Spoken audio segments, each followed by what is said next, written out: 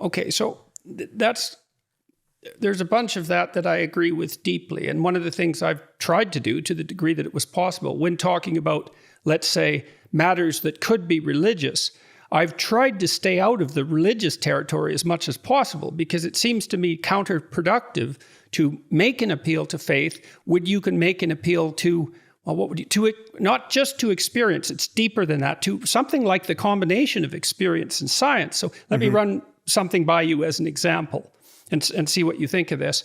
Because one of the things that we really sparred about, I suppose, or discussed was the is-ought conundrum, right? Right. We agree that you have to have oughts because you have to act, and that's that landscape of value. But we ran into some trouble, I think, trying to make our viewpoints about where those oughts might be derived from.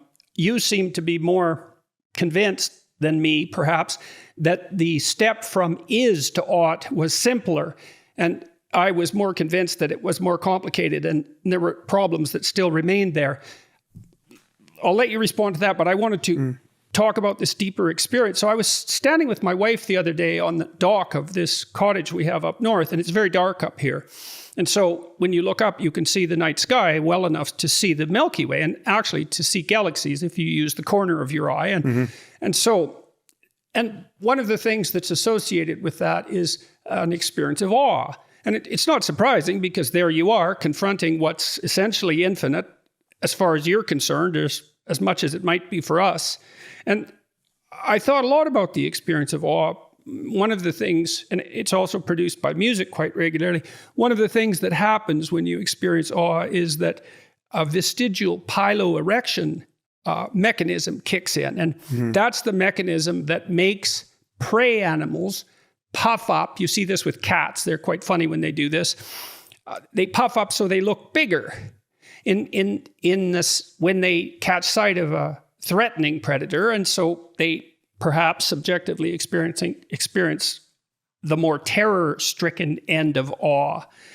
But that awe is very, very deep. It's not a rational response. It's way underneath rationality. It's an instinctual response. And it seems to me as well that it's associated very tightly with our instinct to imitate. And it's strange to think that you could look at the night sky and that could catalyze an instinct to imitate. But we're very good at using abstraction, us creatures, and it's not exactly obvious what we can imitate and what we can't.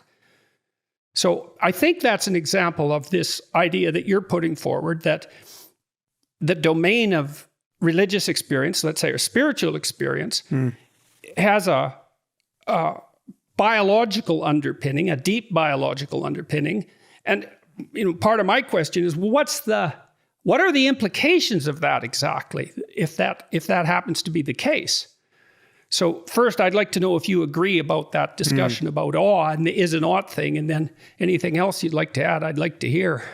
Yeah, well, you've opened many doors there. That's I see a 10-hour conversation treating just those topics. But well, to start with the is ought bit, yeah, you're in very good company. Most people in science and philosophy, as you know, believe there really is a disjunction between is and ought. And to follow Hume's really cast aside remarks, I mean, he didn't go into it deeply, but at one point he wrote that you can't derive an ought from an is, right? There's no description of the way the world is that can tell you how it ought to be. So, and he was decrying the fact that so many scholars and in general so many theologians in his time would move smoothly from is to ought without acknowledging that they had committed a logical error.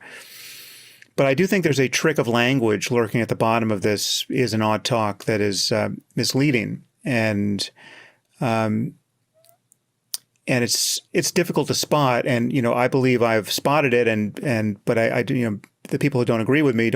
I mean, their intuitions don't pass through, the point where I'm trying to shove them. And it's somewhat analogous to.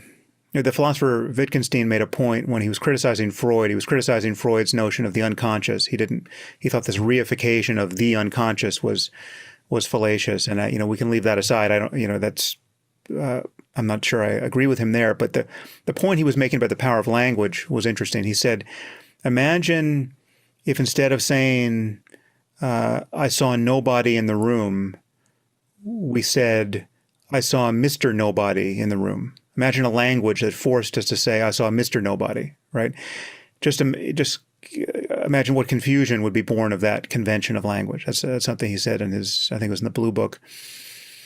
And there are many places in our thinking about the world where language plays a similarly confusing role, where we have reified something which is not... Probably happens with free will. Yeah, no, so I think it's confused us about free will. It's confused us about death, for instance. I mean, I think, well, you know, if you're an atheist who doesn't believe that anything happens after you die, right? If you think there's no rebirth, you know, there's no reincarnation, and that Eastern picture of karma and rebirth is probably not true, and you think there's no heaven or hell, I mean, if you really think you get something like a dial tone when you die, well, many people are left expecting some kind of oblivion, some kind of positive nothingness, some permanent loss of experience. And so this notion of oblivion is a kind of reification.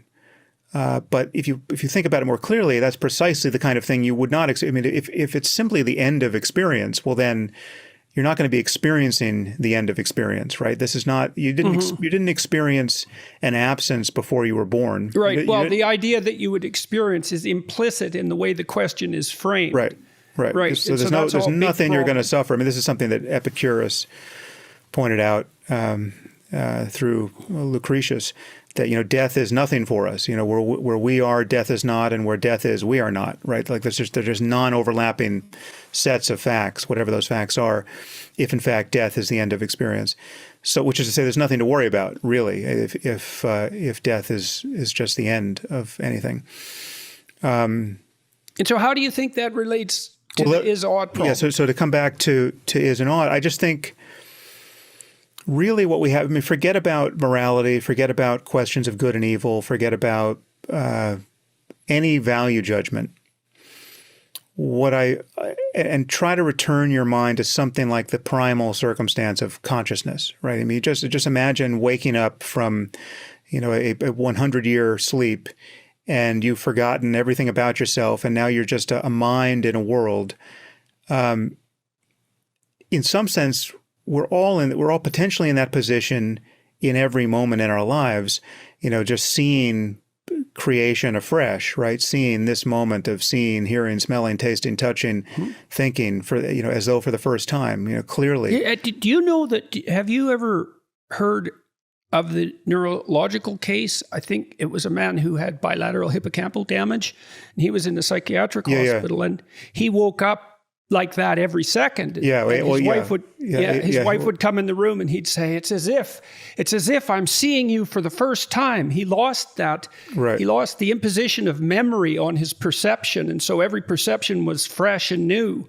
Yeah. Well, and I'm not recommending brain damage to anyone as a way of freshening up experience, but there's a non-neurologically compromised way of grasping this intuition, which is, it just in this moment, you know, experience really is potentially totally fresh and totally new, and but for the fact there's this ever-present layer of our thinking about it, our remembering what just happened, our expecting the next thing that's going to happen. And it's really the conversation we're having with ourselves in each moment.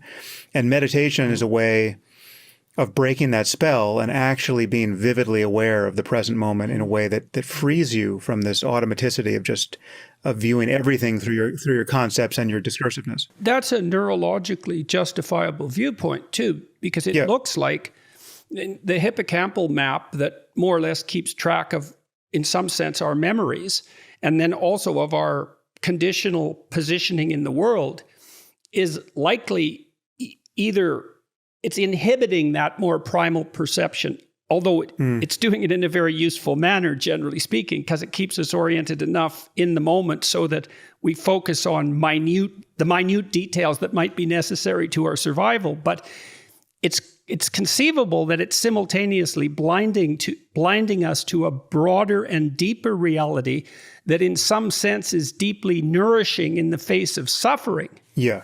Yeah. And what's more, the mechanism that is tiling over reality with concepts in every moment and keeping us thinking and perseverating about our experience rather than recognizing that we're identical to our experience. Let's table this part of the discussion for a second. But this would go under the question of what is the self? What do we mean by self, and what might self-transcendence be? But this whole mechanism is productive of most, if not all, of our psychological suffering, right? Like there's just, all of our anxiety and depression and fear and regret and shame and an inability to love even the people we ostensibly love, in our lives. The contraction into self that is so toxic so much of the time. All of our deferring our happiness to some future time where we've met all of these goals that raise our status in comparison with everyone else we're comparing ourselves to. That whole stratum of being a person is a confection of endlessly thinking about ourselves, about our past and our future, and even our present.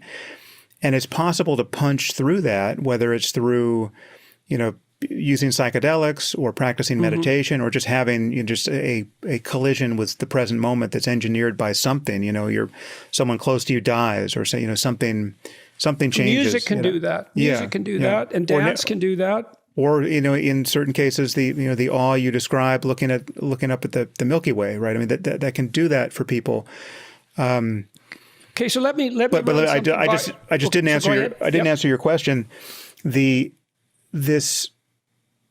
This notion that there's this separation between facts and values, right? Doesn't run through when you think of what this primal circumstance is like, where you have to figure out, when you have to make sense of the world, you have to try to understand what is going on in the world, and most importantly, you have to figure out what to do next, right? Yes. So you can forget about morality, forget about science, forget about anything for the moment, and just recognize that the world is such that we're confronted with an ever-present navigation problem. We have the possibility of navigating both personally and collectively to places in the space of all possible experience that are just manifestly terrible, and the worst place I call the worst possible misery for everyone, right? So it is possible to imagine a universe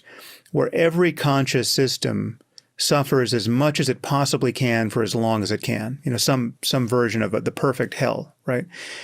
And then it's possible to recognize that whatever you want to call it, whether you want to use words like good and evil or right and wrong or not, every other place on what I call the moral landscape is better than the worst possible misery for everyone. Yeah, right? I agree with that completely. That